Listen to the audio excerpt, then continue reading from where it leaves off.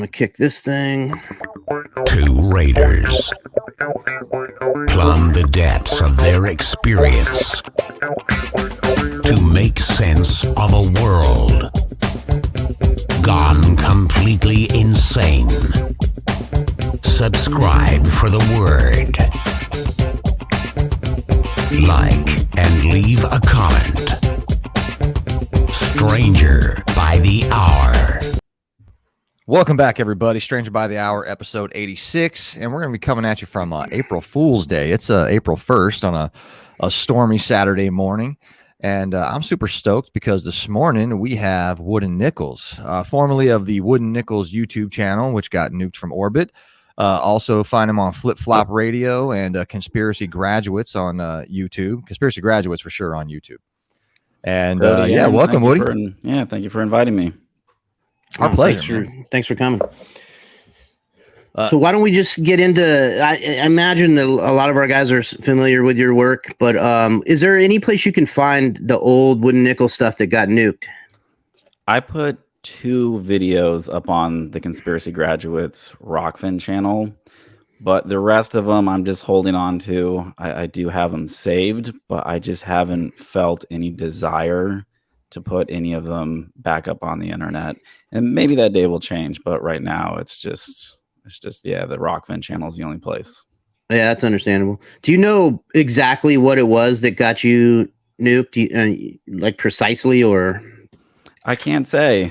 What I got from YouTube was I violated sex and nudity policies, which you guys had sent me a video, which I watched of some artist like topless and having intercourse with some weird painted up demon thing, and that was okay. My wife sent me a video of 2 gay guys under a cover actually having butt sex and talking about their experience, why they were doing it.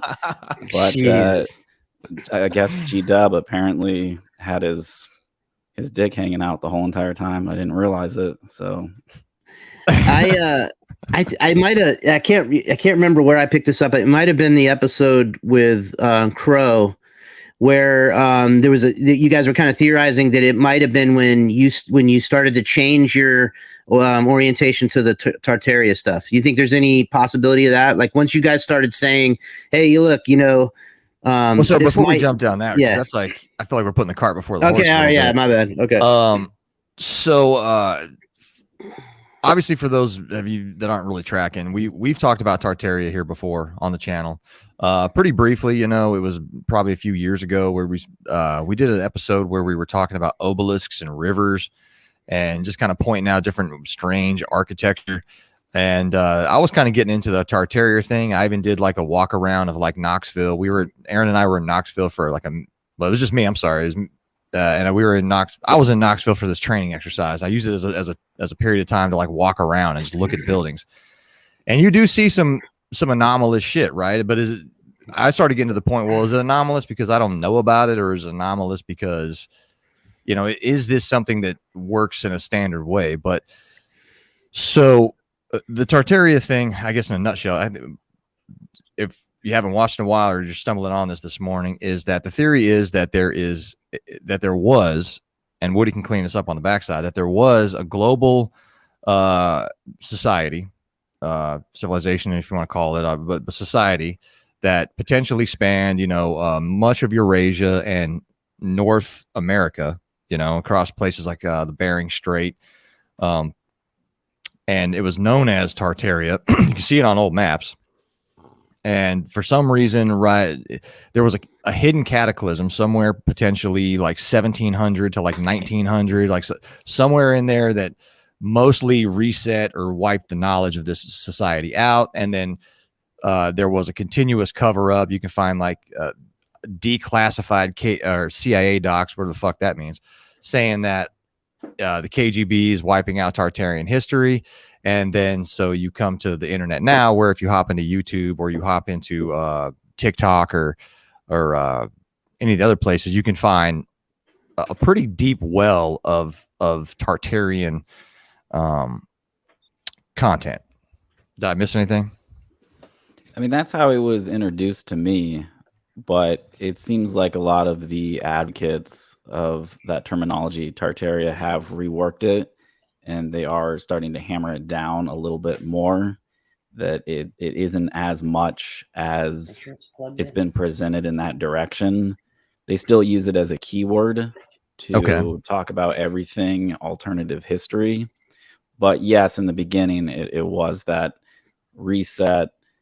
They were the civilization that was here. If you're looking at Gothic architecture, it's now called Tartarian. If you're looking at neoclassical, it's now called Tartarian. If you're looking at the pyramids, it's called Tartarian. And clearly that theory didn't work for myself. It hasn't worked for others, but I'm sure there are still some out there that are rolling with that narrative. Well, one of the questions that I would kind of want to ask you about is, there's folks that listen to us that are kind of still on, and we're all on a journey, right? But there are different stages along the road that we're all walking along. Like, okay, this is probably still true, but that's not. Is in your life, when did you start sort of getting an idea, like looking around at the main narrative that we all kind of live in? And for you, when did you start seeing holes? Like, when did was there a period of time where you're like, wait a minute, man, this some shit ain't adding up around here? Well, it's interesting because it kind of seems like the way I'm able to look back on it is recognizing just how controlled the conspiracy topic is. Because my introduction to it was Loose Change, which I didn't know Okay. at the time was with Alex Jones. And then naturally, I ended up going into the Alex Jones camp. And that's where I was getting all my information because that's just where you're pointed to. When I started to question the Alex Jones narrative was when he started pushing Trump, because I was always thinking that there's this left right paradigm and you're not supposed to go onto either side. I'm not sure how you guys feel about that. Yeah, we're smack Yes. dab in the middle. Yeah, Yeah, we're so- apolitical. It's world wrestling. Once, Yeah. once he started, and not to go on a side tangent, but I was obsessed with WWF in the early '90s. Nice. But yeah, But once that's not really a tangent, though. no, That's I could really go in on it. that's kayfabe or whatever they call it. Like, you're seeing it in our politics, right? I mean, Yeah. Oh, and then you have even Trump, who's made appearances in WWE and Yeah. whatnot. I seen him choke slam somebody.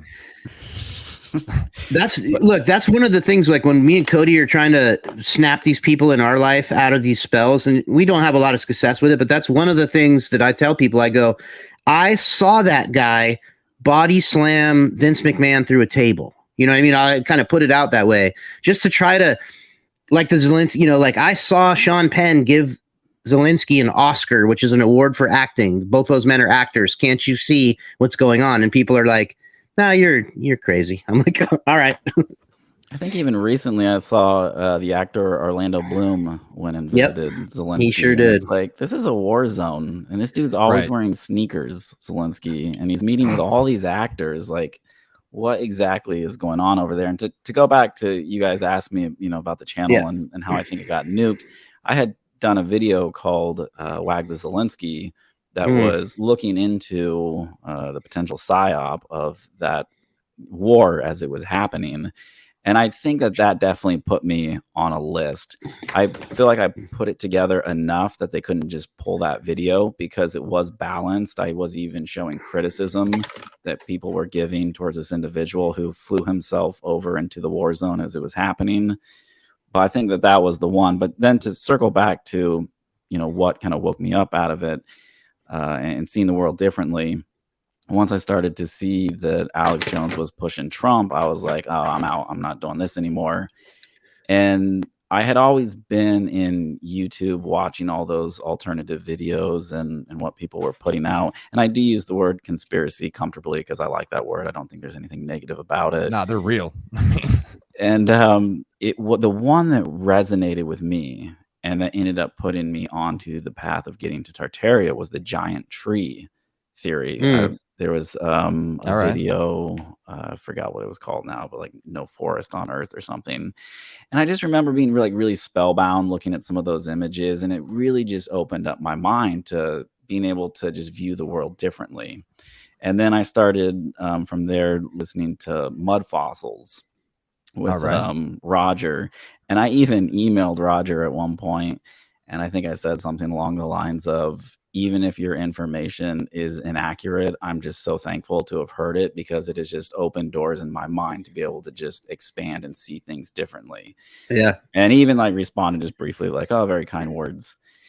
And then eventually I got to the Tartaria path, and I did not feel the same type of enchantment with Tartaria the first time around as I did with some of the other stuff. It actually took me a good minute to digest what they were saying. I thought it was the most ridiculous thing I'd ever heard, that there was a reset, there's a mud flood, and our history is starting at 1850s. I was like, no way. That's ridiculous. Prove it. And Right. I just kept listening to other people talk about it. I didn't do any research on my own. I just kept listening. And eventually I started to drink the Kool-Aid, and I was like, these guys are making some really interesting points. And then I started to research it once I created my channel. And for those that don't know, I think I lasted about maybe 6 months. Yeah. And then at that point, I had to pivot, because the research that I was seeing, that I was coming across, wasn't adding up. And I felt like a lot of the stuff that was presented from other individuals was not very solid. Was that hard to do? Because I know that you were incentivized to kind of just continue to propagate the Tartarian lore, because people like it. It's popular. You can get a lot of hits. You can get a lot of people confirming with you that, yeah, this is how I see it too. You know, what was it? Did you really have to think about it, or did you know, like, hey, look, this is going to really, the people that follow my channel are not going to like what I'm about to say, type of stuff? I did feel like it was going to be the end of the channel when I did that first video, doing the pivot. But at the same time, even in the first video that I ever released, I was already admitting that I was skeptical about this topic, but I was going to look into it. So I feel like I did leave enough breadcrumbs to the audience that it shouldn't have been that big of a surprise that it wasn't going to end up working out for me. But then, of course, once you're in that conspiracy circle and seeing just how conspiracy is, and then people are saying, well, I was always a plant or something, and the purpose of me to be there was to like trick everybody. But like, I only had like 5,000 subscribers when I pivoted. Like, there wasn't really that big of a, and maybe had like 3,000 views or something a video. Yeah. Okay. Yeah. So, yeah, you know, it's the journey. When you're talking about loose change, it made me think of something. I don't know, Cody, if I don't remember watching it with you, but so when the first time I ever saw that movie was when Cody and I were in Afghanistan in 2007. And I remember watching it. Someone, I think Matt K, Cody, somebody, one of those guys, or Brandon, somebody had it on a flash drive or something. And I remember watching it on my crappy little laptop, and I remember watching it twice, like in a row. Like, I watched it and I was like, man, nah. And then I watched it again, and by the end of the second time through, I went from outright rejecting that was even possible. I'd never even considered any of that before, to being like, yeah, you know what, we probably did do that. Shut the laptop and then go about my business, waging a fake nonsense war, right? So it's like the power that shit started. Yeah, the power of the programming. Yeah. The power of the programming is such that, you know, even me being open to the fact that it was all like a big conspiracy wasn't enough to make me even reconsider at all what I was doing. Now, part of that is, I think it's a personal survival quality mechanism, where you're like, you don't, when you're in a war, that's not the time for like wondering if you should be there or not. Maybe, but I don't know. Well, Cody, had you already seen it? Yeah, I saw it. The first time I saw it, I watched it on YouTube way back in the day. I watched it 2000. I wasn't in MARSOC yet. I was still a regular dude. I watched it 2005-6 time frame, and I remember thinking the same thing. Is that, well, the first thing I thought was, I had that logical fallacy of I was resting on appealing to my own authority, right? I was like a staff sergeant in the Marine Corps with a top secret clearance. So clearly, if the other logical fallacy is, if somebody hasn't told you, it's not true. Like, because I don't know, it's not true, right? That's actually, I forgot the name of it, but that's like a logical fallacy thing. Okay. And I remember watching it, and I was thinking, like, the first thing I thought was, nobody can keep this secret, right? Like I work with people in the military. I understand like how compartmentalization and how everything works. And like, and I was like, well, nobody would be able to keep this a secret. That was like my first fuck up. Right. And then I was like, well, I'm a demolitions expert. Like, well, how do you get a demolitions? It was before I did anything clandestine, anything, you know. I was like, well, how do you get a demolitions team into these fucking buildings over the course of how long it would take to like rig these things for demolition, right? And so, but over the years, as I continue, you know, I went to Afghanistan, I continually saw like the no weapons of mass destruction thing after being in Iraq twice at that point. You know, the narrative kept getting chipped away from. And so fast forward, it's like 2017, 2018. And like, I think in the back of my mind, I was already fine with it, the potential of it being true, that it was an inside job. But so then I went to this national lab somewhere, which I won't say the name of, and was working on some gizmo, which we won't talk about. And I was talking to some little old lady who had like cats on her fucking sweater. And we're waiting for this thing to do the thing it's supposed to do. And we're in like this hangar in the middle of fucking nowhere. And she's like, you guys want to mess with some thermite while we wait? And for being an old military guy, like for me and Aaron, like thermite to us comes in a pink grenade. It's an A&M 14. It's a reddish pinkish grenade, and it kind of sucks. Like it doesn't really do anything. I stopped carrying them, and they're really heavy. And so when I heard the thermite shit about 9/11, I was like, no, thermite sucks. Like you couldn't do that with thermite. It's garbage. Like it wouldn't do what they're saying it would do. So this little old lady, once again, she probably knits on her off time when she's not making super weapons. Like she breaks out a cup like this big full of this shit, black powder, right?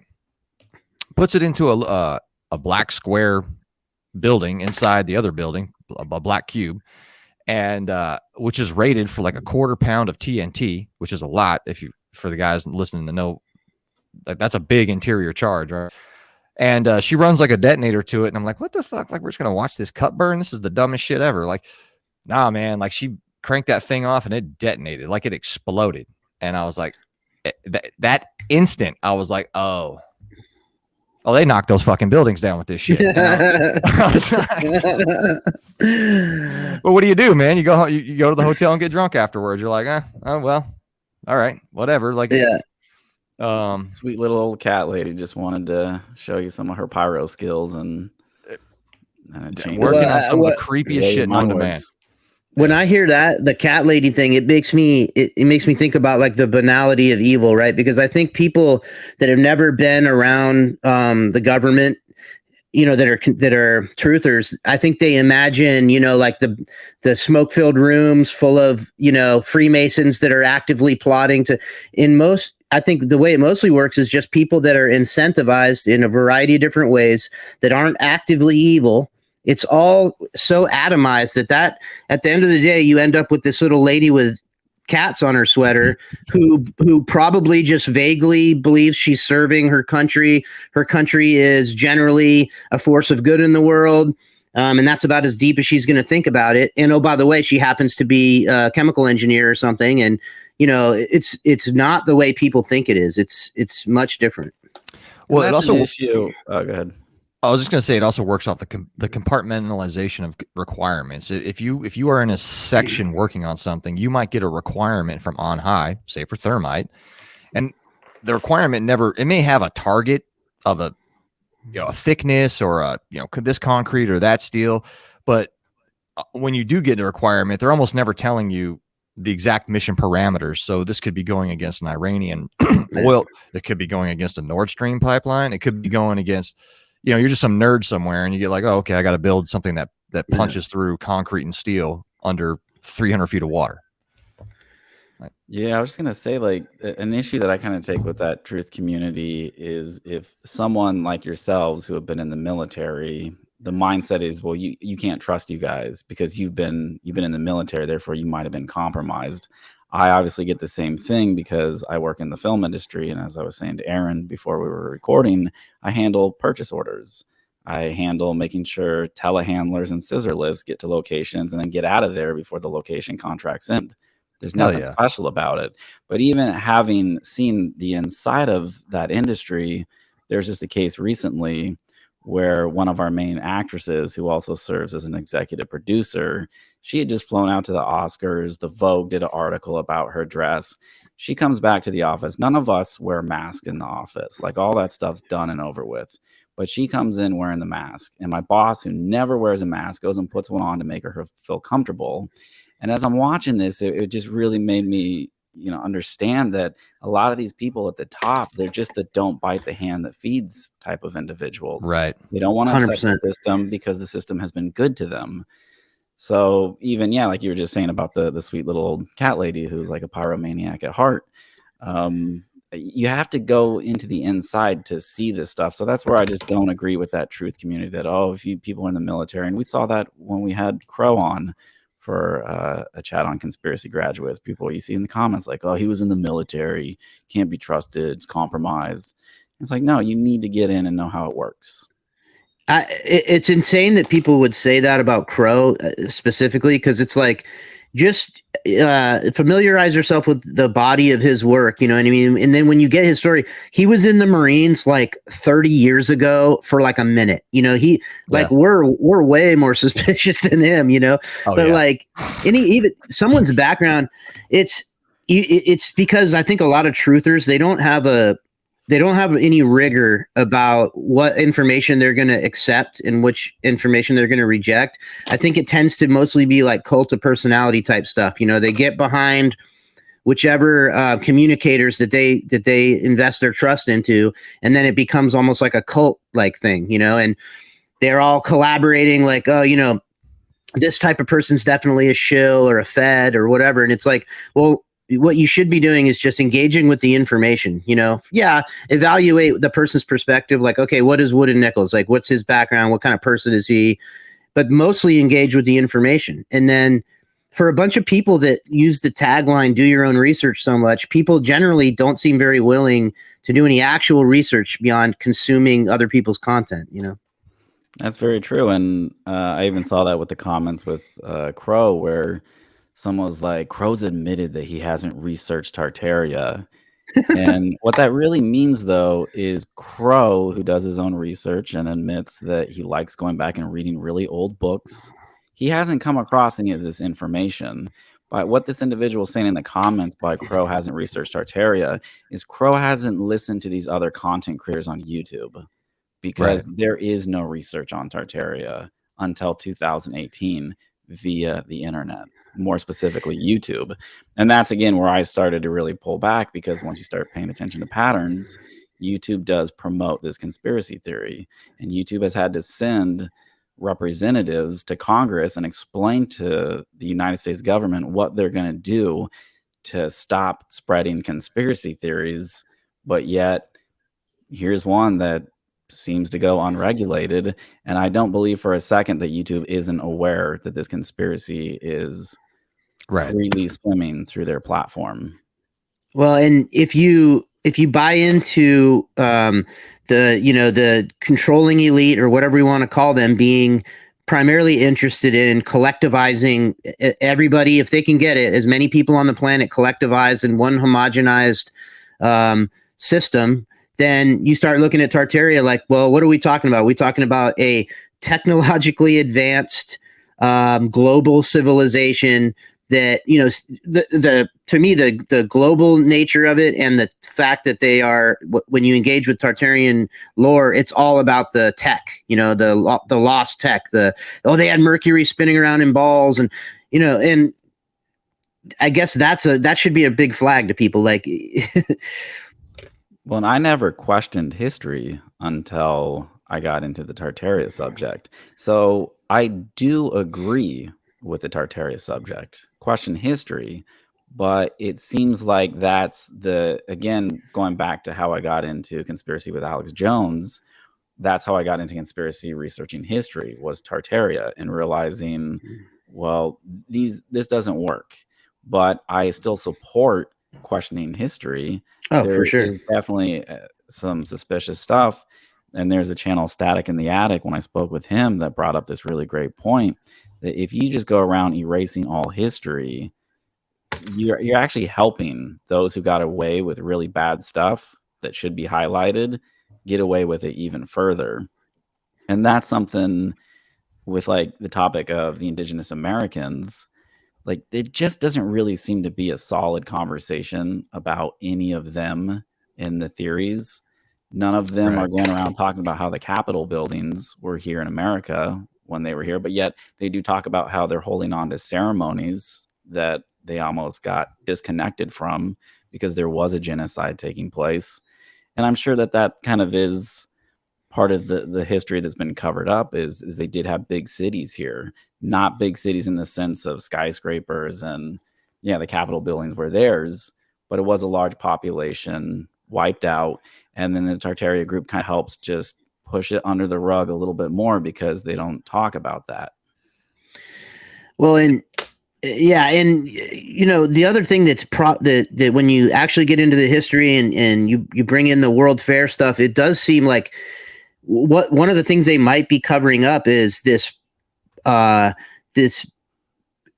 effort to eradicate all these indigenous populations and their longstanding way of life and all that, and then bring in this post-Enlightenment industrial European culture globally. And you see that with the World Fairs where they would have like these indigenous people in cages as exhibits in this thing so they're showing you the amazing emergent technology, which is mysterious.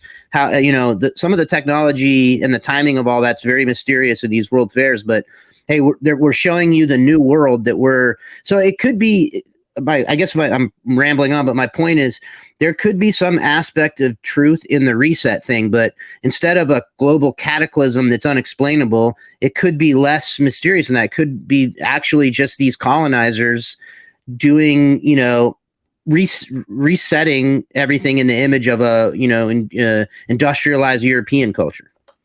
Yeah, and even on the topic of the World's Fairs, where it's like, well, why don't we talk about them? Aaron, you just brought it up. Like, we don't talk about them because there's a lot of really backward stuff that was happening in them that it's not really something worth celebrating. But when I was looking into the most recent World's Fair in Dubai, you do kind of realize that there is something a little suspect about them in general. Like this one was all about sustainability and presenting the ideas of how we're going to get to a more green world. So it wouldn't surprise me if kind of what the World's Fairs have always been are like these Davos-like groups that are for the Yes. public, but more so for the really rich individuals to get on the ground floor of, hey, here's how we're going to move and steer society. Well, even on John Levi's channel, when his videos start, a lot of them have a picture of that World's Fair passport. And what these could be is simply the elites rolling out, they're debuting their next level of fuckery for like the next time frame, right? I don't know when passports started. I guess I have to Google something like that, but like that is something that you eventually have to roll out to the world. Like, hey, everybody, you need this little book to freely walk across this construct, whatever it is that you were born on, and maybe that's how you start to roll these things out, right? It's like, we do it the exact same way here, with social credit scores, with fucking digital IDs, like it's medical passports. How do you need venues to roll these ideas out to the masses, right? And it's even a little way to regionally figure out what works. It's testing, it's product testing. Like, oh shit, man, they got violently angry here when we talked about this. Let's not do that here, Well, and this is long before they had any mechanisms for global mass communication, right? So you had print media, so they can distribute newspapers. We already know that the newspaper industry was, owned and operated by these robber baron types. But this, absent like we have the internet now and everybody's looking at the same Twitter so that they can just get their message out that way. But back then, yeah, something like a World Fair is a method of communication. And from what I understand, the attendance of the World Fair was pretty cost prohibitive. It would have been a very expensive ticket. The plebes were not wandering around the World's Fair. So all the well-heeled people of whatever region that would come in. And I think, just to your point, Cody, they get shown, hey, this is the emergent cultural, lifestyle, technological stuff that we're getting into, and go out and do. Yeah, and in the World's Fair in Dubai, when I was looking into that one, they do have the passport still. That's a tradition that they haven't stopped. And what's interesting about that one as well, because COVID happened, and I was reading about all the companies that were involved, and they had like all this tech that was monitoring people in the parks, where they actually were like reading their temperatures as they were walking around. So I'm sure they rolled out all sorts of crazy tech that they want to at some point have in these smart cities. Yep. It kind of seemed like the Dubai one was actually just a test run of a smart city. This smart city technology so it's a term of art in my work, or Cody and I's prior work. It's ubiquitous technical surveillance. It's the kind of the buzzword, right? And the UTS. So anybody that's engaged in any, I'll just give you an industry example. So anybody engaged in espionage is now confronting UTS, and it's a paradigm changing shift in technology. So to the point where organizations like, I don't know, the Mossad or the CIA, pick them, doesn't matter. They're now having to create spies basically that are single use, one-time use only. So imagine you have to recruit somebody from the population.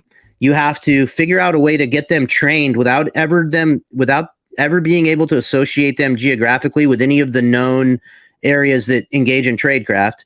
And I'm not spilling any beans here. This is all kind of open source information. But so you got to pick a person, bring them in, train them without them ever being associated, physically with any of these places, and then send them out to one place, one time, with the understanding that that person's now burned forever, because we now have this technology where not only can they characterize all of your digital emissions and and create a pattern based on like how long you stay on certain screens, how long you look at certain things on your phone, your physical gait, how far your left hand tends to go forward and your right hand tends to go back when you walk, get everything, like all these data points that they can feed into this machine learning AI stuff. That's it. Like once you go somewhere once, you establish a pattern. So this technology is changing the world. We're living through, like right now, we're in the middle of it would be like as if you were living through the Enlightenment, like whatever the time period is where they said before this time was pre-Enlightenment, and now after it is post-Enlightenment. We're in that big of a change right now, I think. It's a crazy time to be alive, but a good time.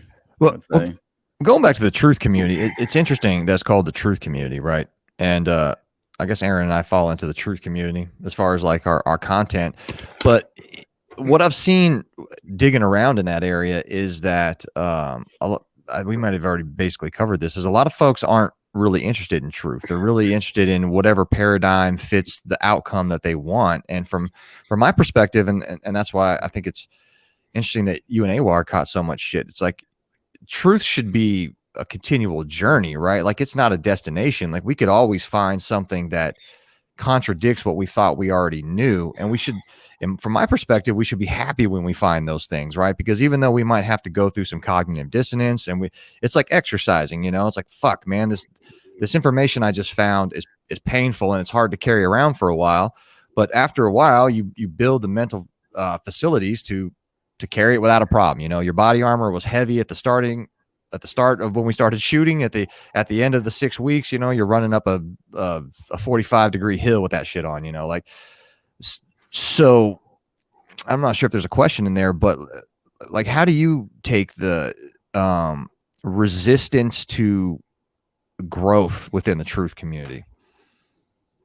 I think for me, my belief, and I think it's okay to say this, is it's a grift with a lot of these guys. That's all it is at the end of the day. It actually doesn't really have that much to do with truth. It's just a career, and it's a way of making money.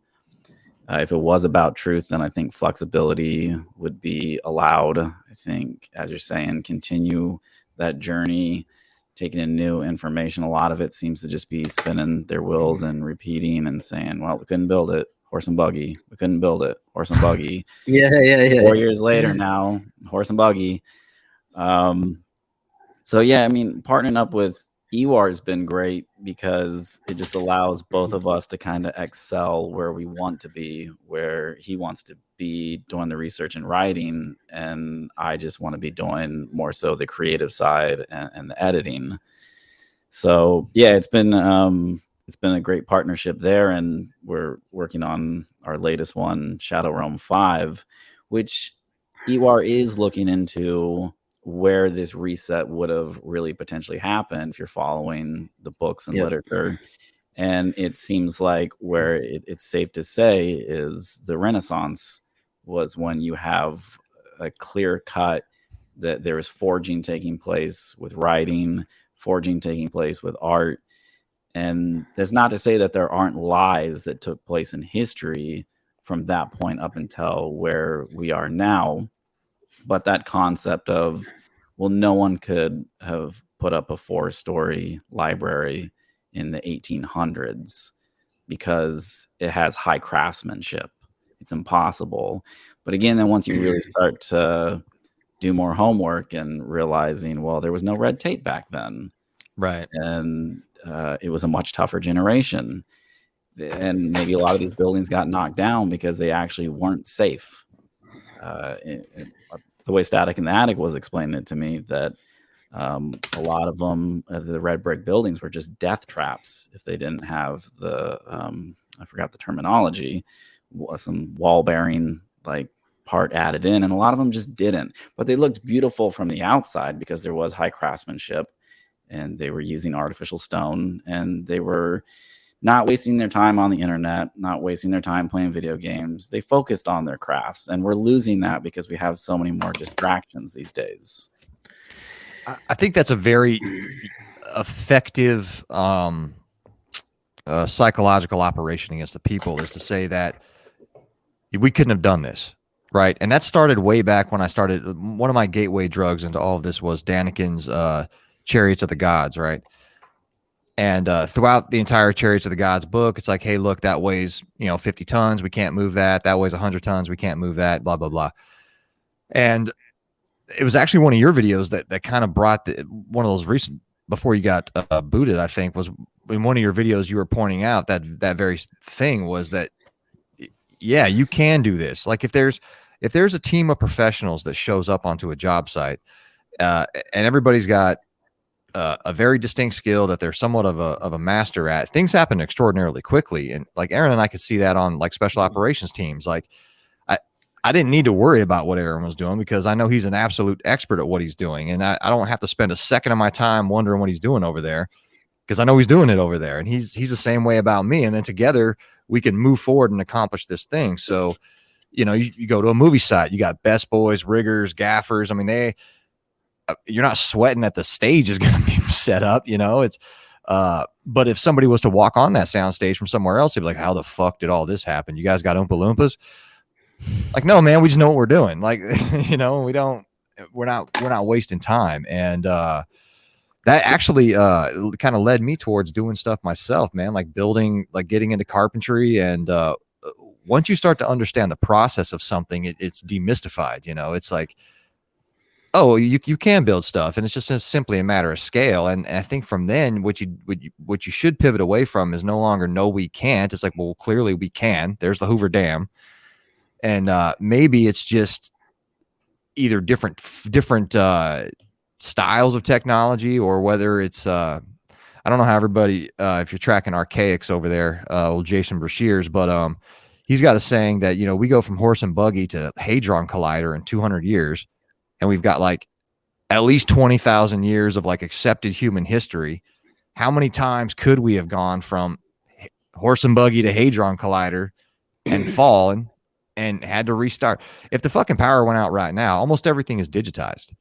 Like people wouldn't have pictures of their family. They'd be like, hey, Yeah. what did your grandfather look like? Did you have one? They got no way to prove it. Like they have no skills and no way to show you what their entire life was about as soon as the fucking power goes out. It's a really good Good point. point. Yeah, I mean, compared to where we were in the 70s, which obviously I wasn't alive then, but I'm sure a power outage wouldn't have been too big of a deal. People would have still been able to access some money. Just so much goes through now that system that we have been kind of set up for failure because of it, because we rely so much on it. But even like how you're talking about the Hadron Collider, in ways that my mind's kind of set up these days, is how do I know that that's just not a big failed science experiment? Because if you're listening to the truther community, they're like, hey, they're opening portals, like that's how they're doing all and getting all the demons in here. It's like, what if they actually don't know what they're doing and it's not working at all how they thought and it's doing nothing? And like, no, it's creating Mandela effect. How do you know? Where's your proof? A failed project. And even going back to the idea of how, you hear like, oh, we couldn't do it. Like what I've seen comments that Ewar gets is there's no way he could have made that 9-hour documentary he did by himself. And it's like, no, you couldn't have done that. Someone who's well-read, someone who's a writer, someone who takes the time to put something together, they can do that. So that concept. That's a great point. Look how demoralized everybody is at this point. Like complete lack of faith in what human beings are capable of. Even like you can go to these cathedrals and stand there and look at them. You could do that right now. People do that and they still they'll just believe that, to your point, they're more apt to believe that somebody couldn't put their own documentary film together. It's how low is the bar in most people's mind, for human achievement at this point. It's crazy. Well, even with the cathedrals topic, Ewar's series LLG, which he started on his channel, which we now have pushed over into Conspiracy Grads, and I'm working on him. He is not throwing out the idea that cathedrals didn't serve an alternative purpose. Not all of them, but specific ones. And once he did the homework and did the research, it all comes down to water and tying it down to that and the telluric currents. And going back to the Tartaria circle, these guys really don't like us. A lot of them, they tell everyone, avoid us at all costs. Like we are not to be trusted. But yet now we're seeing certain characters in that group repeating what Ewar said in LLG. And now they're focusing on the water. And I think that's the reason they don't like us so much and want people to stay away from us, is because in a way they're starting to fall into our shadow. And the ideas that we're presenting are the ones that they're going to need to use, respin. And it doesn't work well when you're going around calling the people shills who you're now openly sharing that same information. But again, there's nothing new under the sun. It's not like Ewar just came up with all that information on his own. He just took the time to research it, which they don't really do, because again, it goes back to it being a grift. That's why they do the long live streams, because it's easy. You push record, you don't actually have to read the mainstream narrative. You can just go the route of saying the mainstream narrative is all fake, but you don't even understand it. I watched one of your WNTV videos covering, it was like a live stream of, I don't even know, man. It was like 4 or 5 autistic kids. I don't know, man, chasing each other around on the fucking internet. And it was pretty brutal, man. It was, they were just firing stuff off. They're like, oh, that's plasma melted. That's Antiquitech. Like that's, and first of all, I'm like amazed anybody sits through that shit, but clearly they do. And it has like tons of followers. And I guess the other thing I want to point out is like Aaron and I will get chased out of veteran communities with torches and sticks if they allow us to talk for like 5 minutes, man. Like we've been ran out of fucking chat groups of our fellow Marine Raiders. Right? Yeah. They're like, get from around here with that information you're talking. We ain't trying to hear it. Well, it's similar to you and Ewar, because okay, so Cody and I, in his example, right, we get in a group chat with a bunch of people or whatever. None of the people in there can like our bona fides are known. Like what they can't say is, oh, these two guys don't know what they're talking about. They're not really Marine Raiders, not really, special ops guys or whatever. They know we are.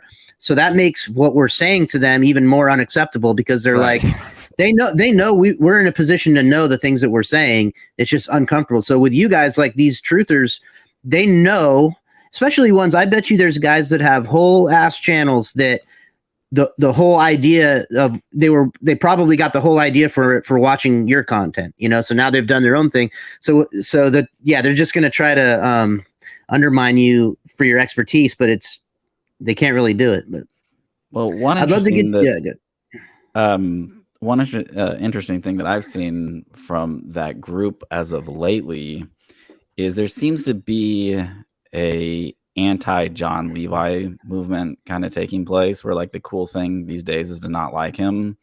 And the fact of the matter is, the Wood and Nichols channel would have never existed if it wasn't for John Levi. John Levi inspired me to make my channel. Now, we certainly disagree on a lot of topics, and we have gone back and forth before in the past. But all of that was just friendly rivalry. That's all it was. If I saw John Levi in public, I would go and give that guy a hug. I still love his channel, for sure. Yeah, I love it's watching great. his channel. Yeah, these other like guys, his voice. they've just turned on him. I wouldn't even go piss on those guys if they were on fire. It's just like that. And even with that video that you were talking about, Cody, you know, that's not me like going and picking on people. This is me responding to stuff that, you know, they've started. They don't Right. like it because we changed our minds. And again, it's fine. Oh, you're not gonna feel bad here, dude. I'm petty. I'm like, it's one of those things that's gonna bring me back to this life where I have to do again. You know, I have to. Aaron and I, you know, as military guys, we would get mementos from units when we left. You know, and like you'd have like a cool nickname or something on there. Well, one of mine, it calls me Stewie, and like that's not the little baby on the Family Guy. It's because I used to stew about shit, right? Like I would, like somebody would not say hi to me in the morning or something like that, who should have said hi to me just out of a military thing, and I'm like, this motherfucker, man. I would just be like grinding about it over days, you know. Like I've gotten better in my old age, but I've got serious angst, axe to grind against the entire military community, man, and I'm perfectly willing to shit directly on them. Have you guys had any kind of kickback from any of the stuff that you've spoken out about? I mean, besides getting ran out of groups. No, like losing honestly, friends, like yeah, but you'd be surprised. Like a lot of people are into it, though. You know, they pretty common. I'm still on the job, so I got, you know, about a month left. But it's common for people that I don't even, you know, we give a lot of classes and briefs and stuff. You know, pretty frequently someone at the end of the brief will be like, "Oh, dude, I love the podcast," or whatever. Not, you know, and you know, they're genuine about cool. it. So I think that a lot of those people are just not in a position to our current perspective about all this stuff, especially the geopolitics and everything, would not have served us very well while we were in the middle of it all. You know, like you know, I understand why they've built this wall, this cognitive dissonance. Now, the problem is what they don't understand is that's a matter of programming. Like that's been installed in them. Their inability to engage with reality that's outside of the orthodox, you know, messaging. You know, they think that they don't understand that that's been put in them. But I would love to get each of your opinion on something. So we're talking about the truther community and engaging with, you know, a lot of the research. EWAR can go to a lot of these places physically and walk around and check, but a lot of the research is done online, right? We're now on the precipice, I think, of, because of AI, like what these AI graphics generators are capable of. I just saw a thing the other day. They used ChatGPT or one of the AI art things, and they created a complete narrative about I think it was a series of catastrophic earthquakes in Ohio or something in the 1920s. Like, just as an experiment, they created a complete historical narrative that when you looked at the pictures, it looked indistinguishable from black and white photos from any other era. So what do we think is going to happen with all this stuff when it's already very difficult to verify the veracity of anything you're looking at online, but I think we're about to be completely unable to do that.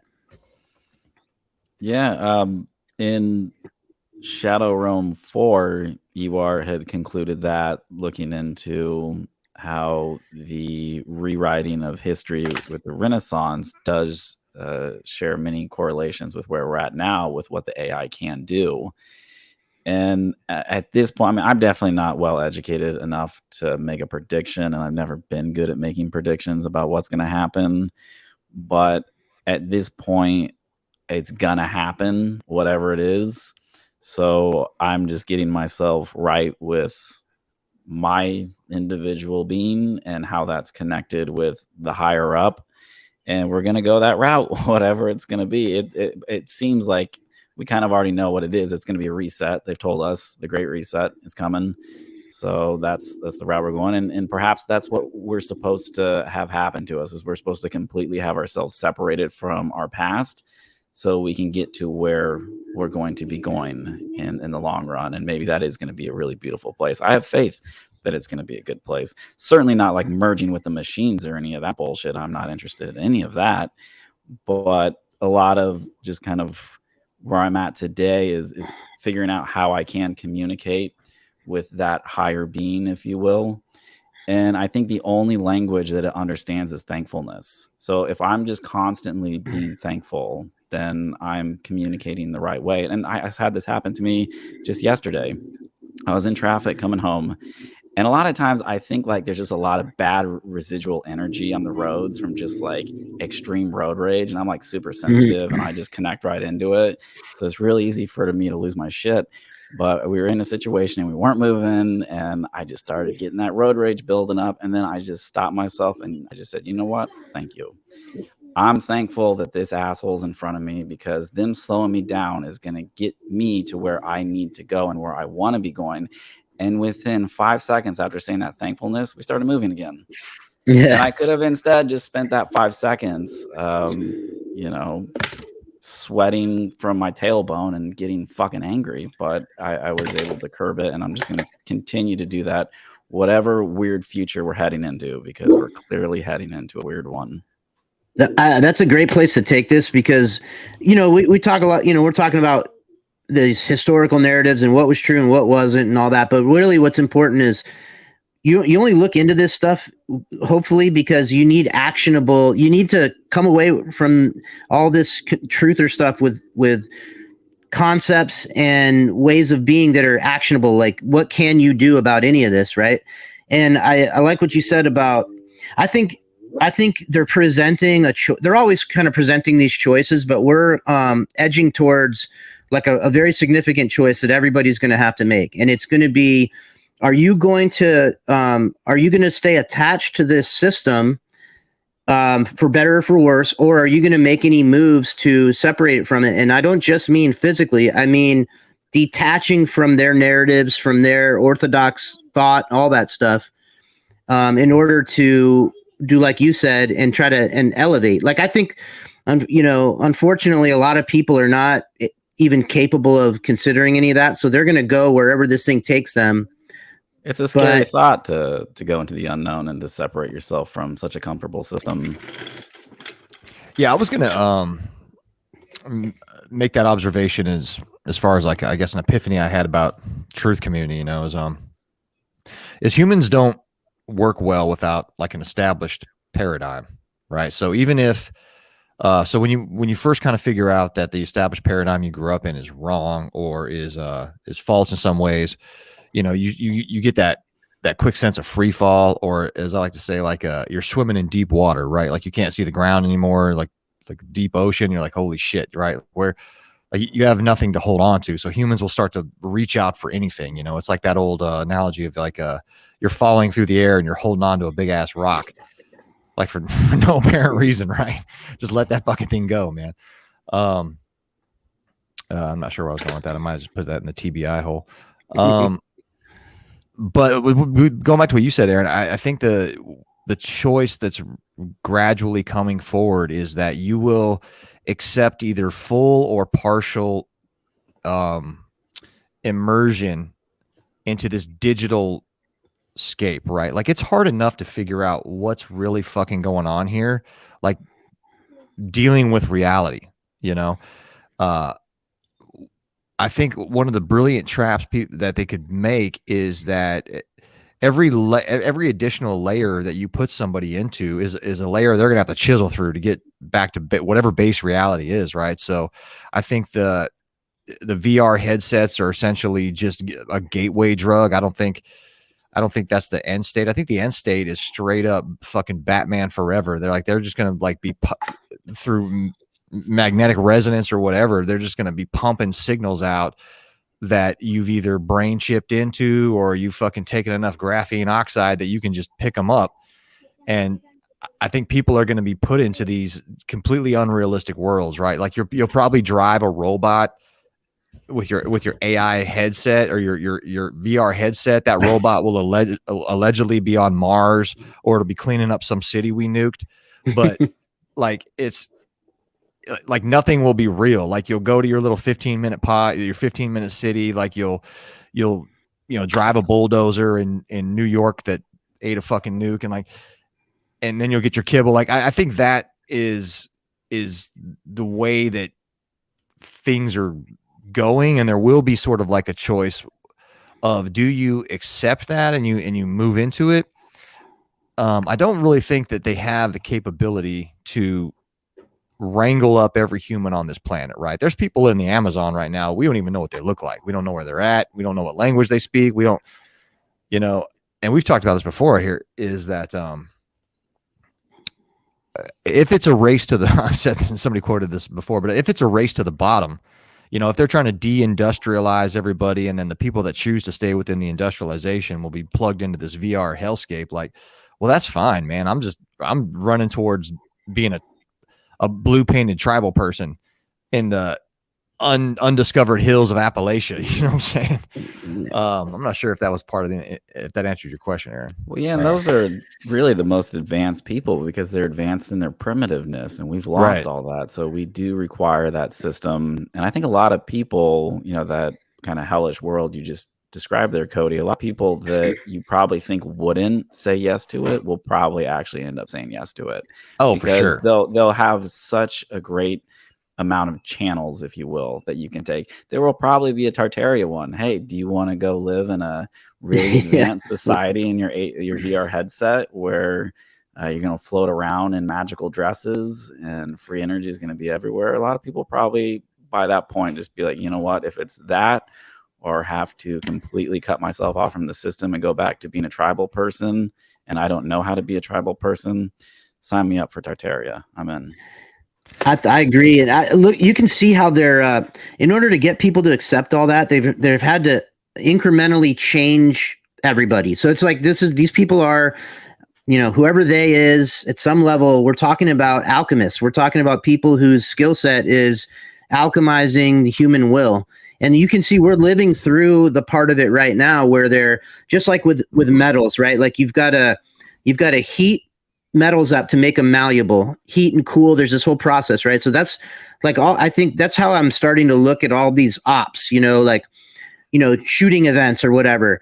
We can argue about, are they real? Are they fake? It almost doesn't matter whether physically those things happened or not, because we're all just engaging with this simulacrum now. Like everybody's engaging with these things as if they're real in their physical environment, though they're just representations. So all of that, this emergency, and then we cool down, and then now it's this emergency, and then we cool down, and now it's this political thing. It's all this heating up and, getting everything to where we're malleable so that they can create the type of human beings that will accept without any conflict the new world that they're going to present them. Have you guys seen that video? I think they're fleas. They put a bunch of fleas in a jar, and then creepy. Once they remove the jar, they don't jump anywhere further from where they think the border of the jar is. Yeah. Oh man. And their descendants don't either. It's like the old monkey thing where if you pull the rope, it sprays you with cold water. They stop spraying them with cold water, but they still don't touch the rope type thing. Like, yeah, what do you call that? It's like an evolutionary term. Yeah, I know. It's a term. You can, within like one generation, or you can affect people, life forms evolution by introducing stimulus, and it doesn't even have to. I don't know. I'm making no sense. I don't like science. But you mentioned Spellbound earlier, and Aaron and I talk about this a lot. Spelling, grammar, grimoires, and I started tripping out about words that start with L.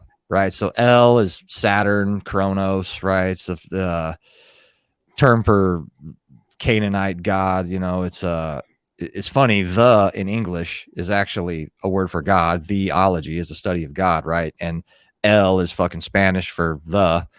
You know, it's so I started looking at these elites, right? And I started calling them L-ites, right? Because if you're an ite, you're a subject of the preceding word, right? So if you're a Shiite, you know, you believe in Shia, you know, you're a Shiite. Well, if you're an L-ite, these motherfuckers are probably worshiping El. You know, there's nothing saying that the people that run this joint are Abrahamic religionists, right? So then I started looking at everything that starts with L, and it's normally bad. Like elections, you know, you elect your leader, right? Who is an L-ite, and you send your kids to fucking elementary school, right? It's like it's the ment of L is what they're going there for.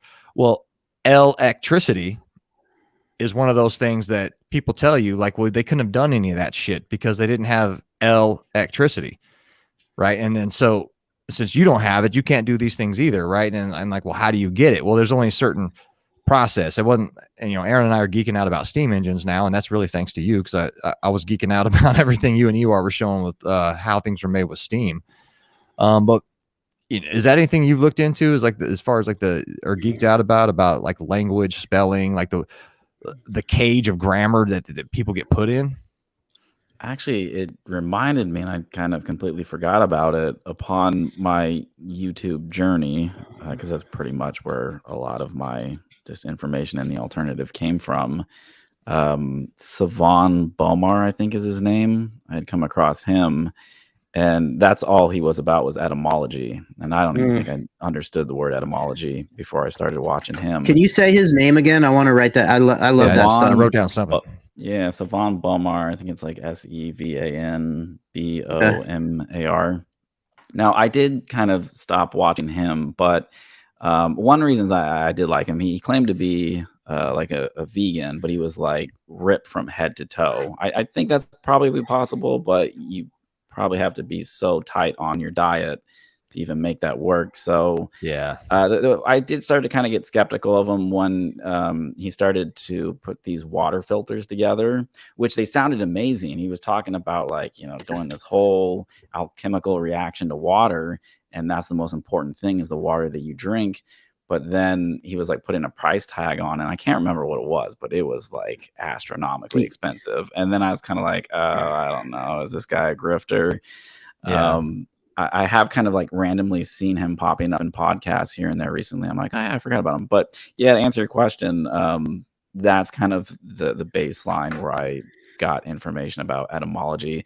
I'm certainly not researched or well educated. Well, the structured water thing is a really interesting thing, and I think Crow was talking about that's the next direction he wants to go with his research, but it's just hard to do. Is to capture cymatics, to capture you know, I guess cymatics in real time, you know, and I think that was some of the research stumbled upon, you know, some of these old fountains that look like and this is John Levi, you know, fountains that have like high voltage warnings on them and thing, you know, like if you hit water with high voltage, it structures it in such a way, you know, and you know, that could be going back to the telluric currents and the cathedrals and the properties that heal. You know, maybe it is something between the vibration and the structure of the water as it comes through whatever that process is that's beneficial for humanity, man.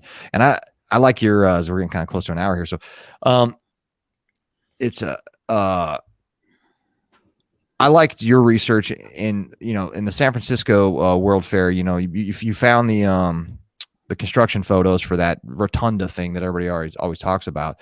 And to me, that's highly beneficial. Like if they were really truthers, then it really would be a process of elimination, and they would be happy. Like, okay, we don't have to worry about that building anymore. You know, Woody was covered down on it. He found all the photos, so we can X that one off the list. And it goes back to finding the real ones, like the actual, not the fake stones, like the real ones from antiquity that probably do have another function, you know.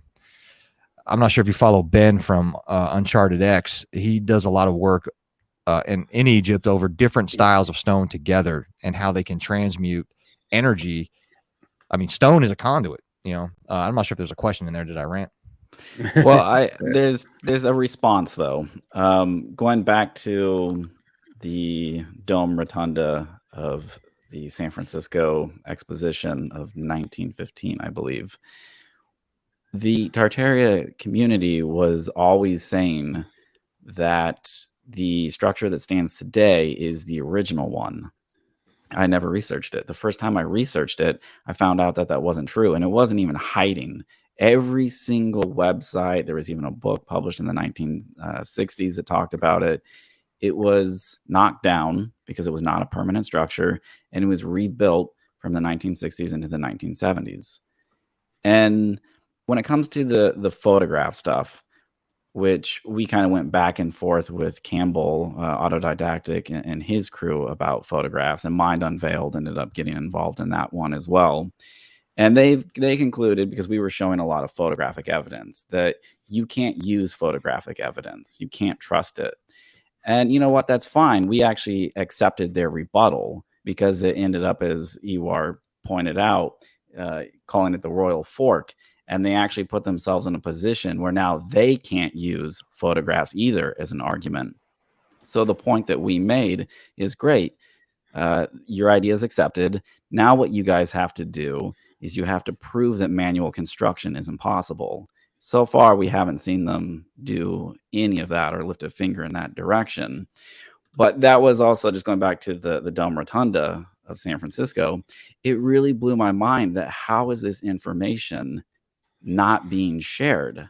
How are you guys missing it? And it's interesting because you're showing pictures of it standing today. There are pictures of it, what it used to look like. And you can tell they're two completely different structures. And I even went as far as finding out that the one that was standing today cost $7 million. If they were going to rebuild it to look exactly as the original one from 1915, it would have cost $22 million. And they're two completely different structures. Night and day, you can see them. Is that the original, or is that a different structure? No, but that was there. Yeah, that was one of the buildings that was at the beautiful. Fair. The library, public library of San Francisco, has the original ones. Okay. But yeah, so that was a huge turnoff for me because, again, it's, if you guys want to present that information and say why it's wrong that it wasn't actually built in the 1970s, then I can accept the fact that you're putting out a rebuttal. But the fact that this information is just overlooked and wasn't even spoken about, I now have to question all of your research. It's not just that. I have to question all of it because you all missed it. None of you had said anything about it until I said something about it. And then what's the result? Wood and Nichols is a shill. Yeah, when they seem to be cherry picking the information they present, right? Because it's not likely that they never encountered that fact, right? Or yeah, seems it unlikely. was really easy. You just had to research it. And then when I did a video responding to Ewar's pivot before him and I even had partnered up, I had brought up that point on the Palace of Fine Arts and how no one researched it. And I used an example of a channel called Tartaria Australia, who was notorious for going on the record and saying, I haven't researched any history of these buildings. And then I put back-to-back cases of her saying that as points that, look, here's one of you that admits you don't research the building before you go and look at it. You just call it Tartarian.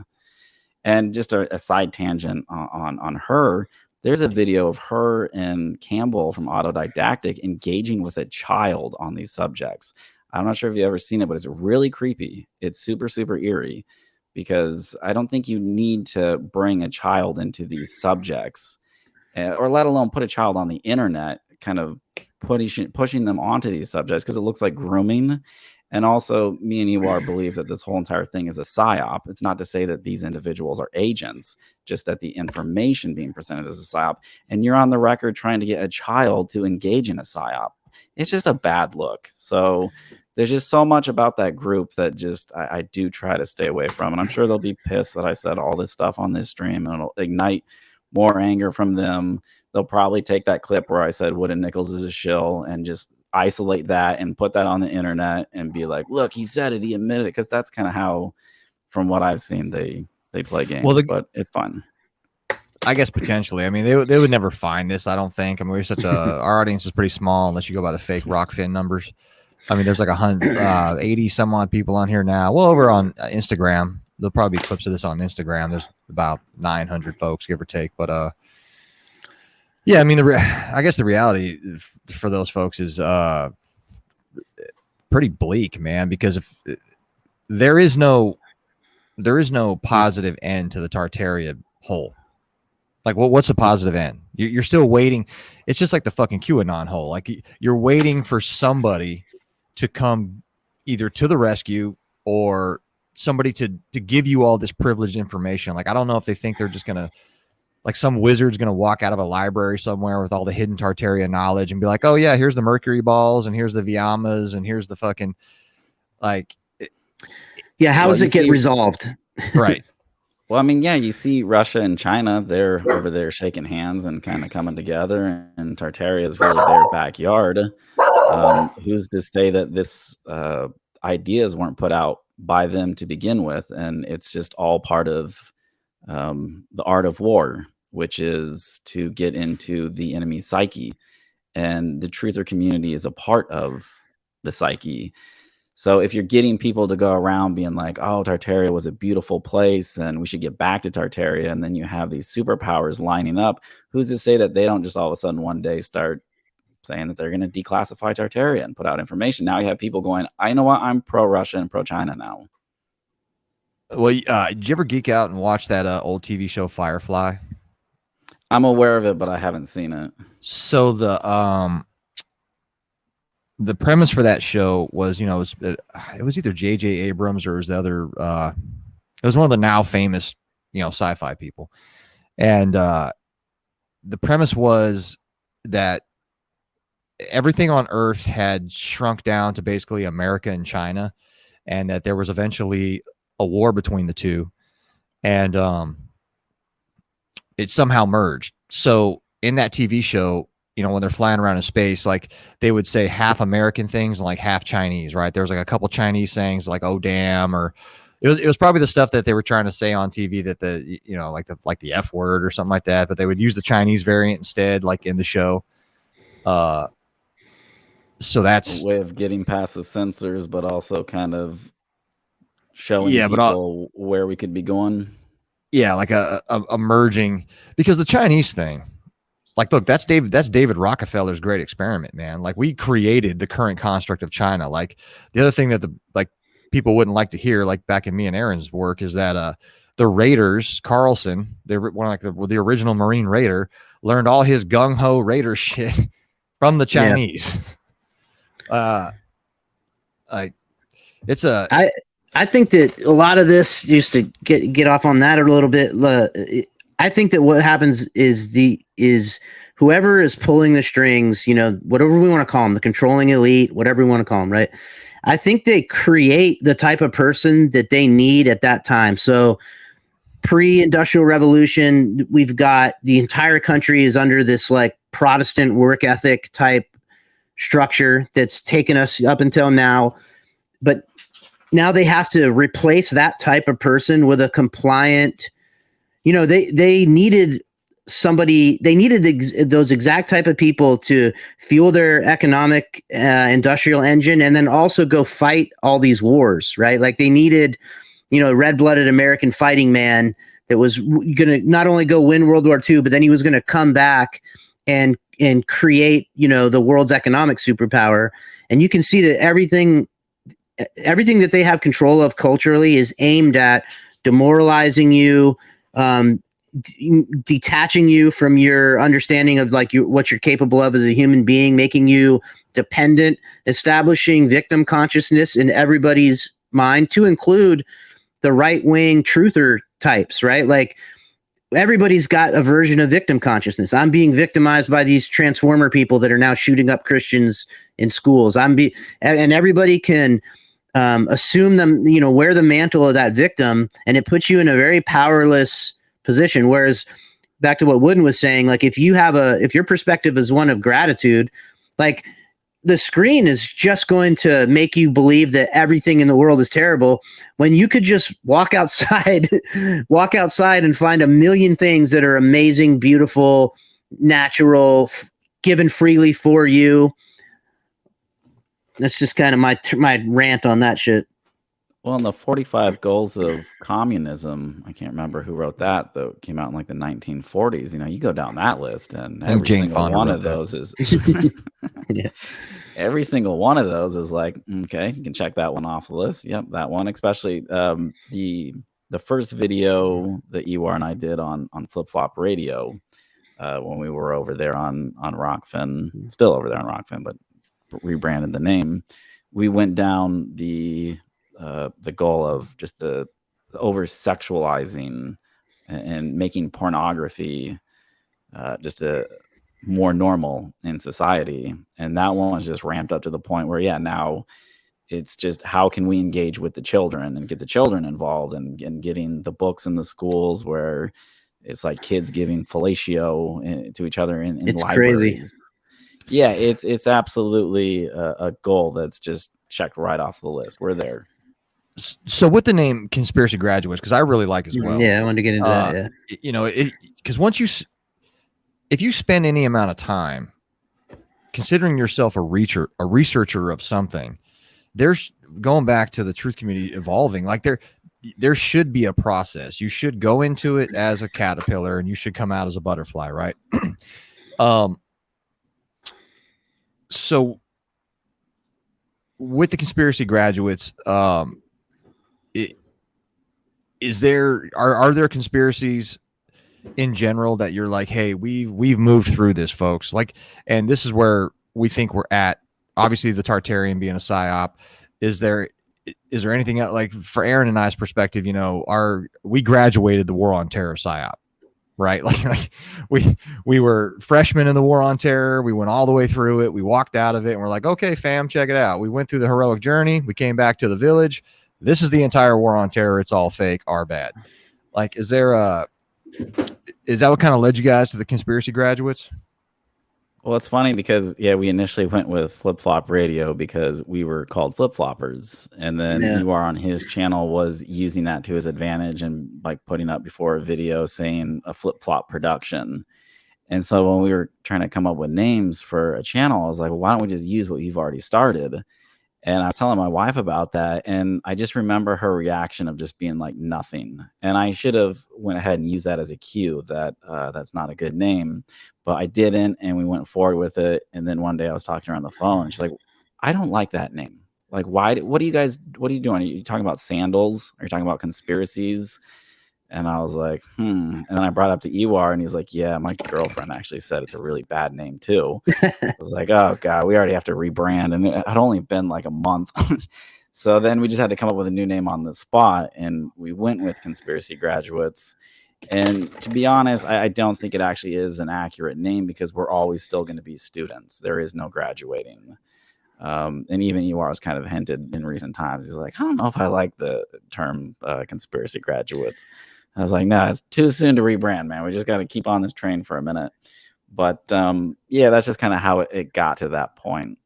I think I think that name though really matches the kind of the vibe of the videos you guys have been putting out, because they feel like mainstream type documentaries. Like, they're very well produced, they're very well researched, they're not making like spurious claims, they don't come from a perspective of the controlling elites are clearly trying to enslave us all and the only way out is to believe in Tartarian. You know what I mean? Like, to me, that's the graduation that I'm experiencing, is like, hey, this is another kind of level of this stuff. This is not the level that everyone else is doing. This is actually more sober-minded, thorough, rigorous. That's how I experience it. And another thing that Ewar brought up recently is with that content, at the end of the day, it's still just kind of, we don't really know if it's actually doing anything for anybody to help them get to a better place or that next level. And we are speaking more about trying to create new content that potentially could help people. I can't say that it will, because who knows? Can you give but- an example of the kind of outcome you're talking about? Like, what do you mean? What do you mean by that? Stepping away from history and looking more into real-time stuff. And he had spoken about it on our Dark Seed of Porn video, which I was completely clueless of just the dangers of canola oil. I had no clue that there's like studies that lowers testosterone. And you see on the news, like testosterone is completely lowered, like it's a fact. And then even like at work, we get our little snacks, you know, that they send the production assistants out and they bring back whatever, healthy granola bars. And you start going down the ingredients and everything has canola oil in it. It's almost impossible to get rid of it. You order out from a restaurant, you can guarantee you're getting canola oil. So once I heard that, I really started to try to consciously make a path to avoid it. And I do to a degree, but I'm certainly still getting it in me. And what would it be like if I could completely remove it and just see for months on end what that would be like to have that just oil gone? And the fact that it comes from what's called the rape seed. I didn't know about that. Rapeseed oil. Yeah. They again, going back to the etymology, they don't hide it. They put it in the name. This is going to rape your seed. This could potentially turn you into a female. So creating content that more so pushes information that needs to get out, that could make an individual say, I'm going to consciously choose to start doing something a little different, because going into the history stuff, that's not really there. Well, I think that's hey, great. Man, if it helps out, the whole fact that Aaron and I are looking into steam engines is because of your channel. Like, I listened to you and EOR talk about the different steam manufacturing, and then I went down a deep rabbit hole on it, and I was like, yeah, this is no shit a thing. Like this, I think it was one of your videos where people were crashing locomotives into each other. It was like around that was John Levi. Okay, it was like around it was around the Industrial Revolution, right? And like all of a sudden, they're smashing these locomotives into one another. And I started thinking, like, every piece of that locomotive was made without electricity. It's bespoke. It's beautiful. It's like, you know, it's technological. It's a fucking bomb if you don't do it right. And it was made by people with big mustaches and calloused hands in a factory that must have been lit by lanterns, you know. And there's so probably children working in that factory too. Right. And so for better, for worse, you know? Yeah. But that really pushed me up here at this farm, you know, to go towards actual self-sustainability, you know, actually, like, how did and maybe that's the real psyop, right? Is they want you to look at all this other bullshit, and hundreds of years ago, thousands of years ago, they don't want you looking 120 years ago, right? to how people who are not even our distant relatives, like, you know, maybe one or two generations past people we could have talked to, had such vastly different lives. And they don't want you to kind of look at how far we've been yanked from any sort of like real sustainability. Like, well, and one of the primary pieces of programming is the idea of progress, you know, that we're always headed in a direction of improvement. Like all the technology and everything, it improves our life necessarily. And it's like, no, hold on a second. Like, no, we didn't vote on any of that. We're headed in this direction very rapidly. And I think even most normal people see what's going on with Chat GPT and AI and machine. And you're like, I don't know if that's positive. Like, let's pump the brakes, to your point, and be like, okay, look, you know, we moved past a lot of these technologies because this stuff's more efficient. But what was the cost of that efficiency? Is the cost of that efficiency that I'm now a complete slave? All right, well, let's go back to the old stuff a little bit, you know, and in terms and of all that's a choice. Yeah, in terms of the psychological operation, to go back to jars and insects, I think there's another one where they put ants in a jar, and when they shake the jar up, the ants just all turn on each other and go to war. Yes. And it seems like that's just the constant ping pong state that the media keeps you in. And that's where I kind of go back to Tartaria. And when you ask, like, where do you think it's all heading? That information is just quietly, continuously growing and growing, and there's no pushback from the mainstream, nothing. But I think there's going to be a day where that does come. They are going to eventually highlight it, and I think it is going to have a use for something. And I think it will be in lines of it's going to fit in with everything, and it's going to be that shaking of the jar, and it will always had its place in that process. And that's just my prediction. Again, I said I'm bad at making predictions, so. We're coming up on an hour and a half, but I wanted to ask you something kind of along that line of thought. So we're all kind of in this same boat together, where we spend a lot of our time and mental energy engaging with the fact that things are not as they're presented, right? But we didn't come across or come upon that perspective like instantly, right? So how now, and we're approaching a time when people are going to need to make actual pragmatic decisions that affect, the course of their life based on, the fact that things aren't as they seem. So in your personal life, have you had any success with normies? Like, we all have normie type people in our life that don't know any of this stuff.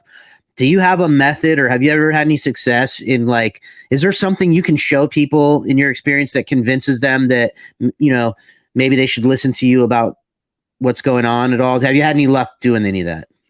A little bit, but I'm more so at the point where I just embrace where they're at and accept where they're at. I'm not going to change anyone's mind, but there is a work colleague that I work with. Well, it's kind of repetitive. A work colleague I work with. He is really pro NASA to the most highest degree and extreme. I love it. That's another hour right there. I love it. Honestly, I enjoy his company. He's a really funny guy. He's been in the industry with it and his dad for a really long time. Worked on like the biggest movies over in the UK, James Bond and the original Superman and all that. And shoot, you know what? Is this live or are you guys edit these? No, yeah, we edit them. I don't want to talk about that. I don't want to actually call anyone out by like. Cool. So to reverse it though, he's super pro NASA. And one day we were talking, because I'm okay to just with anybody say, I don't believe in that. I'm super comfortable. It's not a big deal. Yep. And he kind of started to get into his way. And then I let him just say whatever he wanted. And I just summed it up with, well, I can tell you one thing. The footage from the Russia missions, that looks super fake. And he paused for a minute and he goes, well, yeah, I mean, that's Russia. That could have been that. Yeah, they could have faked it. And it's like, well, there you go. Answer solved. You are open-minded to the idea that it could be fake, but because you're so anti-Trump and you don't like Russia, you are now willing to accept that Russia could have faked their space missions. So I think everyone's always kind of there and willing to go that route, but you can't push anyone into it. And I made that mistake before in the past. I remember getting into a fight with a good friend of mine about 9/11. And we were both like living in New York and Brooklyn at the time. And I remember I was the first one to just get to the point of being like, well, you know what? Fuck you. It wasn't him going that route. It was me, because it's like, you're being so stupid the way you look at the situation. And I recognized that I was in the wrong because I was the one that reached the aggressive state and needed to push my ideas onto them. And because they weren't embracing it, I had a problem with it. So I'm just completely stepped away from all that, where people are at mentally. I think even with the COVID stuff, people are finally starting to kind of come around a bit more. I know a lot of people who are hardcore Republicans that embrace the vaccine, but now are like, okay, yeah, looking back, this whole thing was a little ridiculous and we might have been lied to. So it is happening. Yeah, because what we do as truther type people is we don't realize it, but when we go after some of those things like 9/11, NASA, you name it, right? We're like aggressively chopping at some of these people's foundation, like their mental foundation, with like an axe. You know what I mean? Like, especially the boomers with NASA stuff. It's like they really experience that as a real paradigm shifting thing. Like, we went to the moon, we saved the world from fascism. Then we went to the moon. Then we became a super, it's like a lot of their life experiences wrapped up in that mythology. And it's like, that's what I've found is like people, and you can kind of tell if someone, I use humor or whatever, like make jokes, and you can kind of tell if someone's willing to engage with it or not. And if they're not, I definitely have had where I'm like, no, you know, and you list off all the facts you have about how the moon landings are fake or whatever, but it's kind of rude at a certain point, you know? Well, I've come to look at it like this is everybody's different and everybody's capable of onboarding certain amounts of trauma and moving forward, right? Like, you know, Aaron and I have obviously had an adult life of pretty harsh trauma. You know, we're pretty easy at pivoting ourselves. You know, when you had your day plan to go a certain way, and then somebody opens up on you with a machine gun, you can't sit there and complain about it. You have to change the trajectory of your day, right? But so what I started noticing with people who I would berate with like accurate factual information that you can back up, like with a very short internet search, right, is for the rest of the day, like they would be quiet, you know, and I'm assuming that this other person is going to be able to go through this information with the same level of detachment that I have. And I didn't do it with detachment. I got rough days, man, where I'm like, damn, that's really how shit works. You know, so I'm almost uninvitedly shattering this person's entire paradigm because I think it needs to happen. Right. There's nothing saying that they're going to find out how the Federal Reserve works and be able to function as an adult anymore.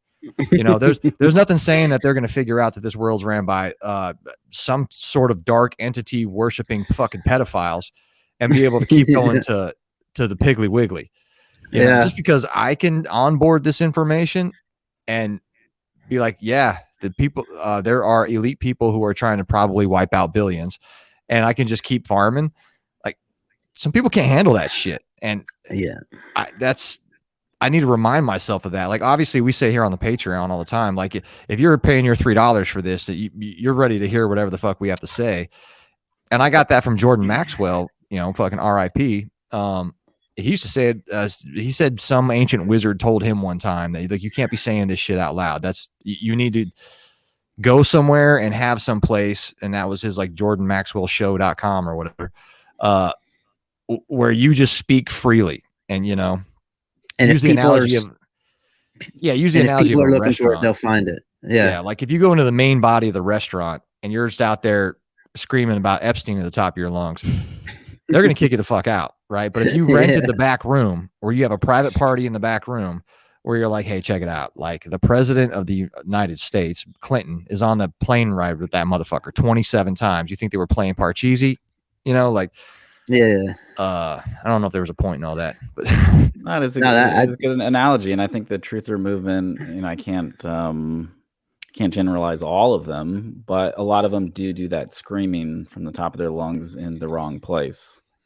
So yeah, it is a good lesson to learn. And I'm guilty of being that person in the restaurant saying shit that I shouldn't have been talking about. Yeah, for sure. I mean, with that being said, I don't feel terribly bad about it.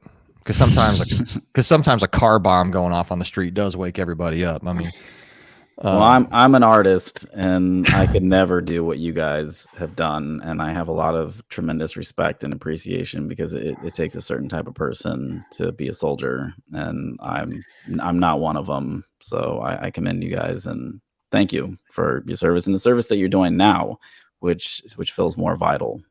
Well, we would hope that, you know, our message encourages people to consider what it is they're serving, you know, and I don't want to, we talk enough shit about the military and everything, but these are in most cases, these are very, their heart's in the right place. They are really excellent people that are trying to, in their paradigm, they're doing something positive. It's just, we can't wander into these things anymore. That's how we get in this mess, is by not being conscious of what we're doing. So it's just about raising people's consciousness, making them consider the actual reality that is communicating with us all of the time. Like it's the revelation of method, maybe, you know, I don't know how exactly it all works, but it certainly seems that if you're open to information and you're paying attention, the situation itself will communicate reality to you. Like going back to the Zelensky, like, you watched Sean Penn fly over there and hand that man the golden Prometheus Oscar statue, right? Like, pay attention.